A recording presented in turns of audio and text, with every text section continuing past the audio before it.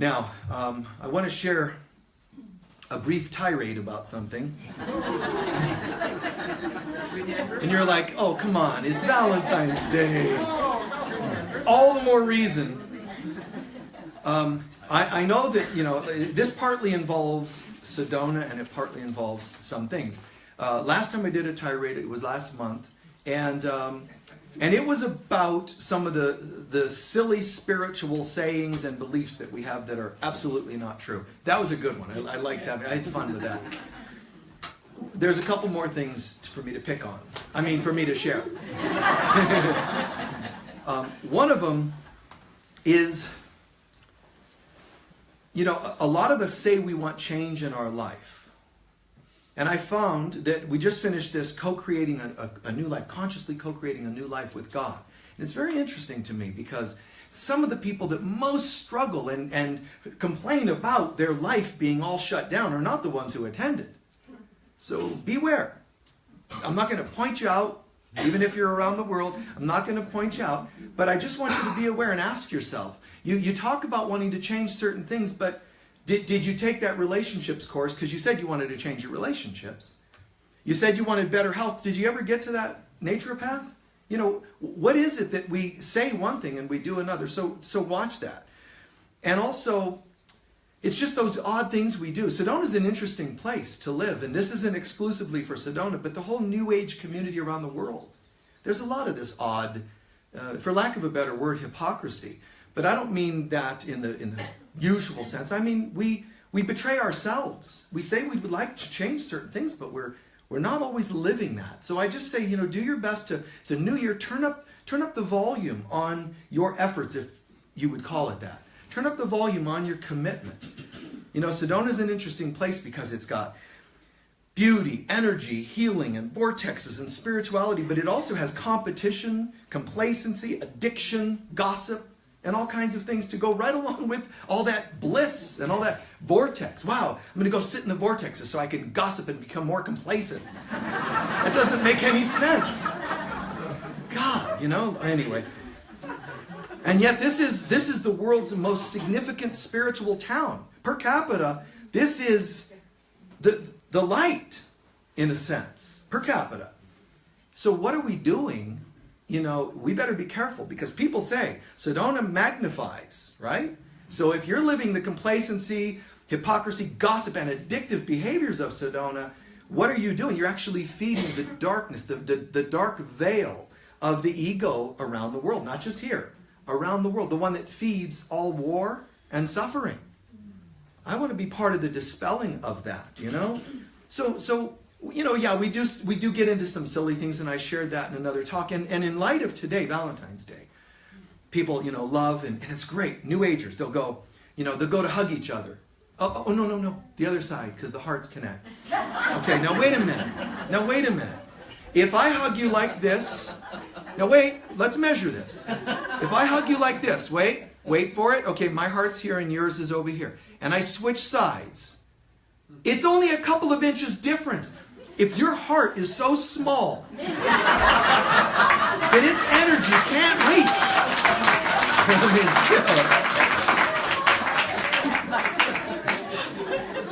If you go, oh, I didn't feel the love in that because I was off, you have bigger problems than hugging.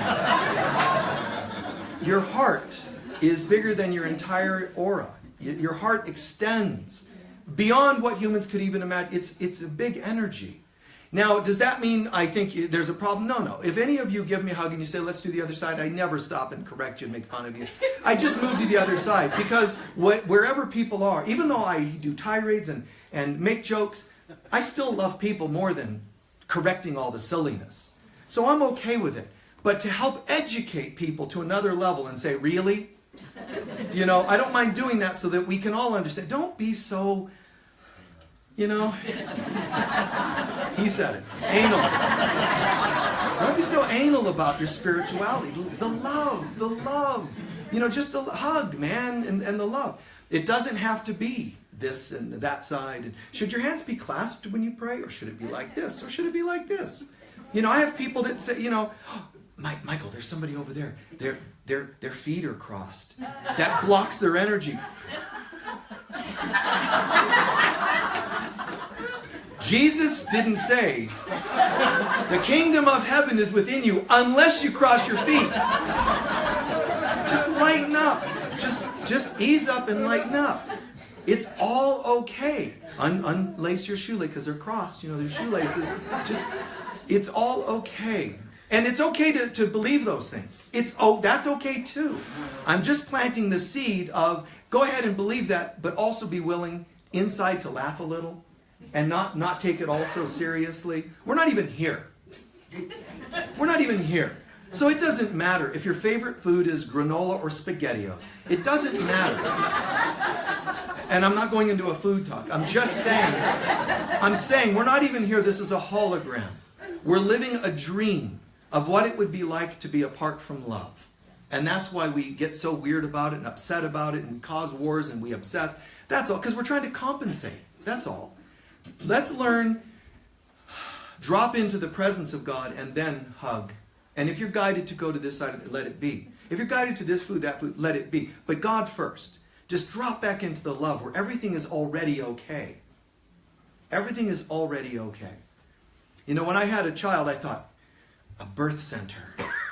New age music, and a water birth. It was so cool. I prepped for the whole thing. But then all the plans, you get there and then, I forgot the tape of the music. And then, because we went in for a visit, the doctor visit, and he said, you're actually dilated and you're about to have a baby. We're like, uh-oh. So, you end up having to do what needs to be done rather than all the worrying about that it's done just right.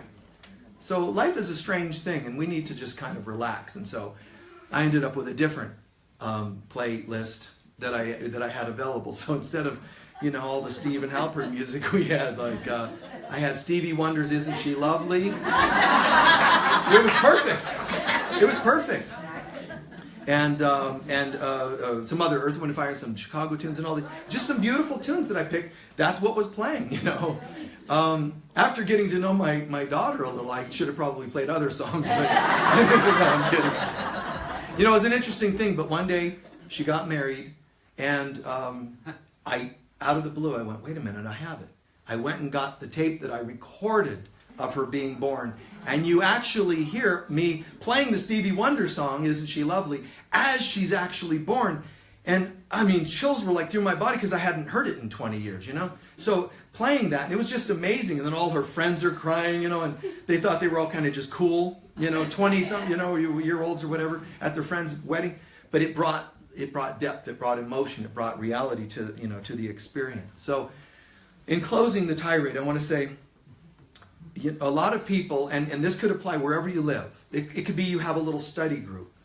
The spiritual movement is supposed to be about God and awakening. It's not supposed to be, I'm a teacher for fame. Not even for making money. You can make money, but is that why you're doing this? So we all have to kind of watch ourselves. If I had to do my life over, even now I'm tempted at times, I truly am, at times, to disappear. And come out again with an unknown a name. Come out and just call myself whatever, Billy Jack or something, and teach without being known, because I think this is supposed to be about God. And even though I stand up here, and even though we have fun the way we do, and that's beautiful and it's deep, there's a part of me, if I did it again, I would try to find a way to do it without me, without having an image. Although I also have learned that people have said, you know what? You're a person and your interaction is what helps us connect. And so I have to keep that in mind. But there's a part of me that has thought it seriously and thought, how can I do that? My first 10 years, I refused to have a photo on my flyers. First 10 years of my 35 years of teaching. It took a while for people to convince me.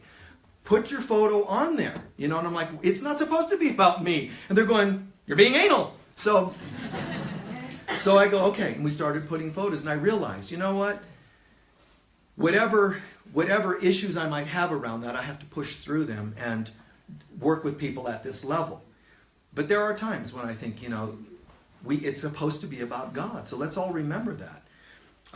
It's people tend to like what I do, and I kind of like that. They like the style, or they like what I share, what I teach. But just remember, what I'm teaching is the same light of God that comes through me. It's not me, it's how it comes through me.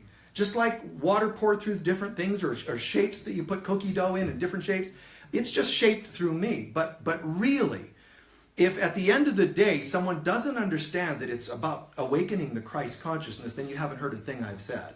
I've never taught to be the guy who's known for the quantum physics, the Ayurvedic medicine, the TV person, all the different angles. I've never really been into that. If somebody wants to know what's that Michael guy into? Isn't he the guy who, and most people can't describe it.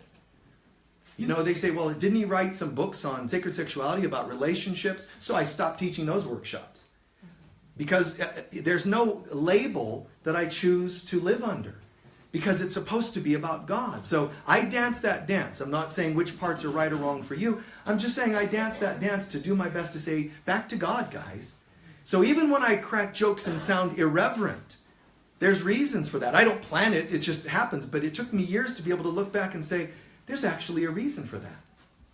And some of that's to get everybody to lighten up. Just when they might be listening going, sitting and listening to a Michael talk, and then they lean forward going, wow, this guy's amazing. Say something irreverent to make them go, wow, what was that? To shake them up and disconnect the cords they might be putting in this direction. It helps us lighten up. You see, the laughter is actually healing. It actually shakes us and disperses tense energy. But one of the energies that it helps shake up and loosen up is that we take it all so seriously, including the guy who's up there talking and teaching. Back to the love. And if ever you or anybody else, teachers out there, try to make bigger claims that it is about themselves, then they're trying to compete with God.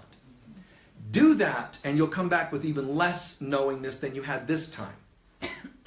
Those who say, well, I'm amazing, whether it's Christian or shaman, those people that are out there and they're, guilting people into this or, that, or trying to profess their powers, go ahead. It's just that you'll never have them again because you made it about you. So part of the tirade is about careful. Don't take things so seriously, and also careful not to compete with God. It's just not worth it. In closing to that, St. Francis summarized it. Less of me and more of thee. That's it right there. It took me 10 minutes to say it. It took him one line. Just imagine living that mantra. Imagine all the spiritual and tell your teachers this. Tell them to recite less of me and more of thee, God. Get out of the way, master shaman. Get out of the way. Mystic master, this and that and the other, and TV personalities. And God, get out of the way. Less of me, more of thee. Okay?